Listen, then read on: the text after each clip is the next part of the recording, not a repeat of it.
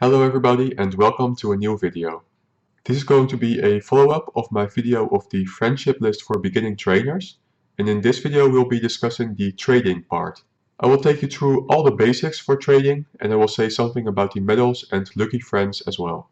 Without further ado, let's get into it. The possibility to trade was introduced when the friendship system went live, and you need to be at least level 10 to be able to trade with each other. You can only trade with people who are standing next to you. Trading from distance is not yet possible. So let's say you have trainers from other countries in your friend list, you will not be able to trade with them unless you somehow meet in their country. Pokemon can only be traded once, and there are in fact a few mythical Pokemon which cannot be traded at all.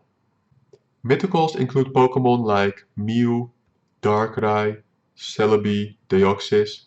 Melton is actually an exception to this rule. While it is in fact a mythical Pokemon, you can still trade it. When you trade a Pokemon, the IVs and the CP change, and because of this, it's a good way to improve your chances of getting a good IV special Pokemon, because now you can try 2 times. Your first try is by catching it yourself, and your second is by doing a trade. The higher your friendship level is, the higher the chance you can get good IV Pokemon from the trades. I am talking about non-lucky trades at the moment. Now, let's say you are in a scenario where you are still at a low level, but one of your friends who is a really high level wants to give you a Pokemon that is really strong.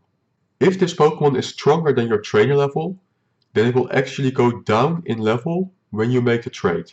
This is to prevent new trainers or new accounts to get really strong Pokemon from the start. You cannot get Pokemon from trades that are of a higher level than your trainer level is. Before verifying a trade, the game will show a warning message if a Pokemon has to be lowered in level to perform a trade. So if you're not sure if a Pokemon is too strong for you, then just keep an eye out for that message. When you are in the trade screen, then the Pokemon will show a range of what CP they can become after the trade. On the left you see the minimum CP it can become, and on the right you see the maximum CP it can become. Now you'll be hoping to get as close as possible to the number on the right, because that is a 100% IV Pokemon.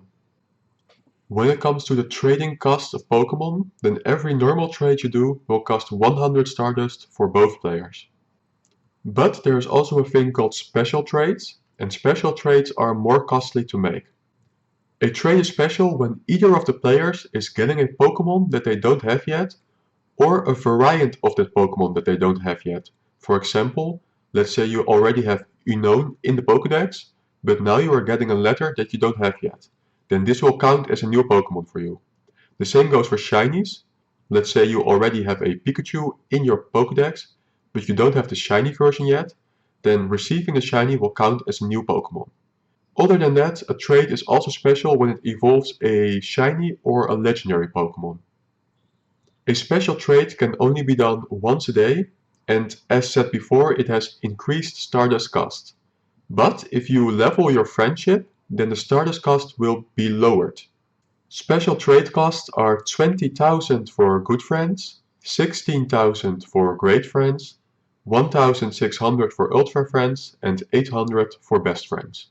But that is not all, because special trades can become even more expensive when you combine a Pokemon that you don't have yet with the fact that it is a shiny or legendary. Let's call this a double special trade for now. Here are some examples of what would be classified as a double special trade. Let's say you are receiving a shiny Pikachu from someone and you don't have the shiny Pikachu yet in the Pokédex. Then this will count as a new Pokemon because you don't have the shiny yet, so that's a new variant of that Pokemon. And it will count as a shiny. So it has 2 factors and therefore it becomes a double special trade. Now let's say you already have a shiny Pikachu, then the shiny Pikachu that you are receiving is not a new variant of that Pokemon. It is only shiny, so it is only 1 factor and therefore it is a normal special trade. The costs for these double special trades are 1 million for good friends, 800,000 for great friends, 80,000 for ultra friends, and 40,000 for best friends. Based on these numbers, I would strongly advise to reach at least ultra friends before doing special trades and especially double special trades. The costs for special trades are the same for both trainers. So even if somebody is receiving a new shiny, while the other one is just receiving a Pidgey, the cost will still be the same. Whenever you trade a Pokemon, then you will get one candy for the Pokemon that you are trading away. However, if the distance is bigger than 10 kilometers between the two Pokemon, then you will receive 2 candies. And if the distance is bigger than 100 kilometers, you will receive 3 candies for the Pokemon that you are trading away. A strategy that you can use is having one person trade valuable Pokemon for which they want more candies, while the other trainer is using Pokemon from far away. To make it fair, you can do it in turns, so you can both stack up on some candies. For faraway Pokemon, you can either use Pokemon that were caught during a holiday, or you can use 7-kilometer eggs. As discussed in the friendship video, the location of 7-kilometer eggs are from where the gift was picked up. So if you received a gift from a friend in the USA, then the Pokemon you hatch will be from the USA, and therefore you can use it for the distance. Whenever you do a trade, there is a chance of it becoming a lucky trade. The odds for this have been calculated at 1 in 20, but if older Pokemon are used, then the odds improve. So a strategy that you could use is by saving up special Pokemon till they're at least 1 year old before trading them. Once a lucky trade has been achieved, then both Pokemon become lucky with IVs of at least 80%. Furthermore, from this moment, the power-up cost for these Pokemon are halved. The Pokemon are distinguishable by a gold background and gold bubbles in the Pokemon storage. When you reach Lucky for the first time for a Pokemon species, then the background will change in the Pokédex. Some people have set the goal to get a different background for every Pokemon species. They call this the Lucky Dex. You only need one Lucky for every Pokemon family, because let's say you get a Lucky Abra, then you can just evolve that 2 times to get a Lucky Dex of that family. Now I have a tip for people who played a bit during launch and are just returning. If you have gotten less than 10 lucky Pokemon in total, then there is a chance for a guaranteed lucky Pokemon. In order to get that, you will need to have a Pokemon from July or August 2016. By trading these Pokemon away, you will get a guaranteed lucky trade. The luckies will be guaranteed until you have reached 10 lucky trades in total. So let's say you have 10 of these old Pokemon and you have never had a lucky Pokemon yet, then you can get 10 guaranteed luckies. When you are trading a Pokemon from July or August 2016 away, but you already have 10 lucky trades in total at least, then the odds of the trade becoming lucky are still greater than normal because they're old Pokemon, but they will no longer be guaranteed. When doing such trades, it is important who is sending the Pokemon from July or August 2016. Let's say you are trading with a friend who has more than 10 lucky trades in total, but you have less than 10 lucky trades in total. If your friend sends the old Pokemon from August or July 2016, then the game will look at his stats, the game will see that he has more than 10 lucky trades in total, and therefore you will not get a guaranteed lucky trade. But if you are sending the old Pokemon from August or July 2016, then the game will look at your stats, the game will see that you have less than 10 lucky trades in total, and therefore it will guarantee the lucky trade. Recently, Niantic came with another new feature for trading, and it's for Pokemon that do not require candies to evolve after trading. This involves Pokemon like Kadabra, Machoke, Haunter, Graveler, Girder, Boulder, Shelmet, and Carablast. When you receive one of these Pokemon from a trade, then you don't need to pay candies to evolve them, you can just do it straight away. You could use this for 2 reasons. One is for getting powerful Pokemon easily. You could make a deal with a friend that you will both save up all of the high level Pokemon like Geodude and Machop and Ghastly for example. Then you can trade these to each other and you can just evolve them and use them straight away.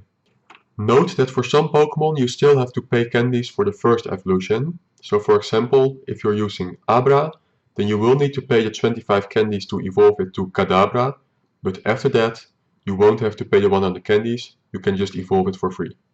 Another reason to use this feature is to get the Pokédex entries.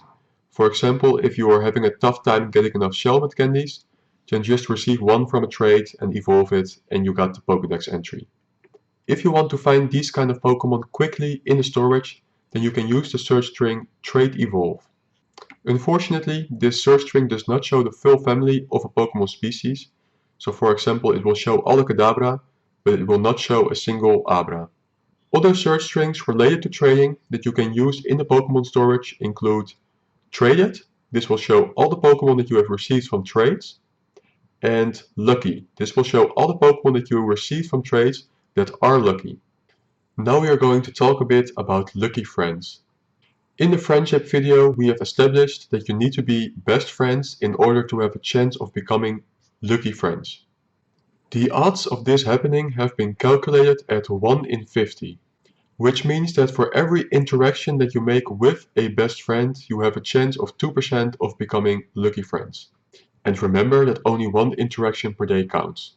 You can see that it is not easy to achieve a lucky friend status, but it is very rewarding if you do reach it.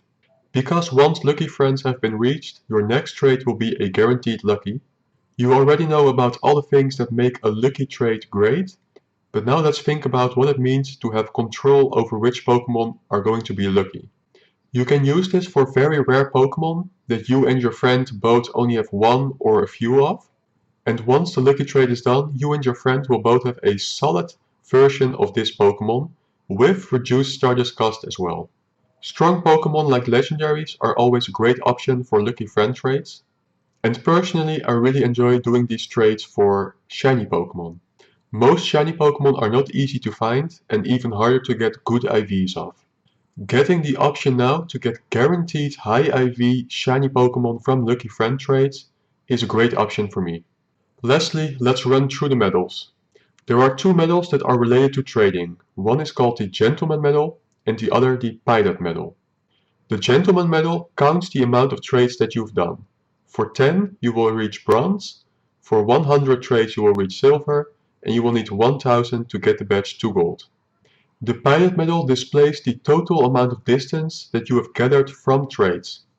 When you are trading two Pokemon, then in the middle it shows the kilometer difference between the two Pokemon.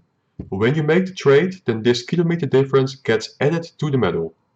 To get the badge to Bronze, you will need 1000 km, for Silver 100,000 km, and for Gold 1 million km. The best way to get this medal to Gold is by trading Pokemon with a holiday location to local Pokemon, or by trading Pokemon that were hatched from a 7-kilometer egg from a gift from a foreign country to local Pokemon. You can add friends from faraway countries to improve your chance of getting this medal to Gold. Lastly, both medals do not give any clothes rewards. This concludes this guide. I hope you learned something. If you enjoyed this video, give it a thumbs up. If you would like to see more of these kinds of videos, subscribe, and I will see you in the next video.